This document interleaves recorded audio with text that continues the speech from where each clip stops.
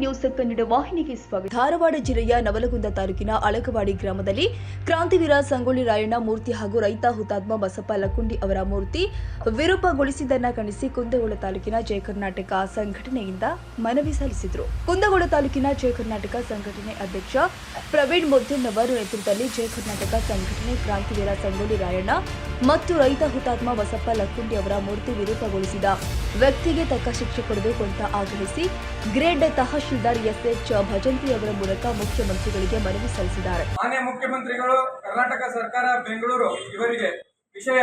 ಮಾನ್ಯರೇ, ನವಲಗುಂದ ತಾಲೂಕಿನ ಅಳಗವಾಡಿ ಗ್ರಾಮದಲ್ಲಿ ಸಂಗೊಳ್ಳಿ ರಾಯಣ್ಣ ಹಾಗೂ ರೈತ ಹುತಾತ್ಮ ಬಸಪ್ಪ ಲಕ್ಕುಂಡಿ ಮೂರ್ತಿ ವಿರೂಪಗೊಳಿಸಿದ್ದನ್ನು ಖಂಡಿಸಿ ಕ್ರಮಕ್ಕೆ ಆಗ್ರಹ.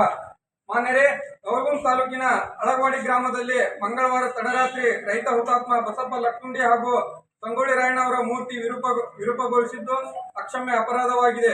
ನಾವು ರೈತ ಪರ ಹಾಗೂ ದೇಶಾಭಿಮಾನಿಗಳ ಪರ ಎಲ್ಲರೂ ಹೇಳಿದರೆ ಸಾಲದು, ಅವರಿಗೆ ಗೌರವ ನೀಡಬೇಕು.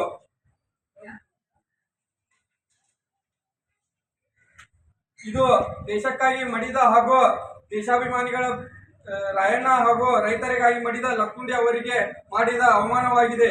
ಈ ಘಟನೆಯು ಅಗೌರವದ ಪರಮಾವಧಿಯಾಗಿದೆ.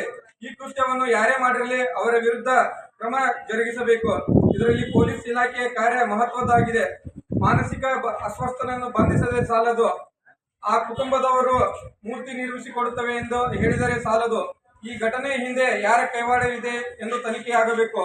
ಇದನ್ನು ಗಂಭೀರವಾಗಿ ಪರಿಗಣಿಸಿ ತನಿಖೆಗೊಳಪಡಿಸಿ ಕೃತ್ಯಕ್ಕೆ ಕಾರಣರಾದವರನ್ನು ಕಾನೂನಡಿ ಯಾವುದೇ ಮುಲಾಜಿಲ್ಲದೆ ಕ್ರಮ ಕೈಗೊಳ್ಳಬೇಕು ಎಂದು ಸಂಘಟನೆಯಿಂದ ಮನವಿ ಮಾಡುತ್ತೇವೆ. ಇಲ್ಲವಾದರೆ ಜೈ ಕರ್ನಾಟಕ ಸಂಘಟನೆಯಿಂದ ರಾಜ್ಯಾದ್ಯಂತ ಉಗ್ರ ಹೋರಾಟ ಮಾಡಬೇಕಾಗುತ್ತದೆ. ಮಾನ್ಯ ಮುಖ್ಯಮಂತ್ರಿಗಳು ಈ ಘಟನೆಯನ್ನು ಗಂಭೀರವಾಗಿ ಪರಿಗಣಿಸಬೇಕೆಂದು ಈ ಮೂಲಕ ಆಗ್ರಹಿಸುತ್ತೇವೆ.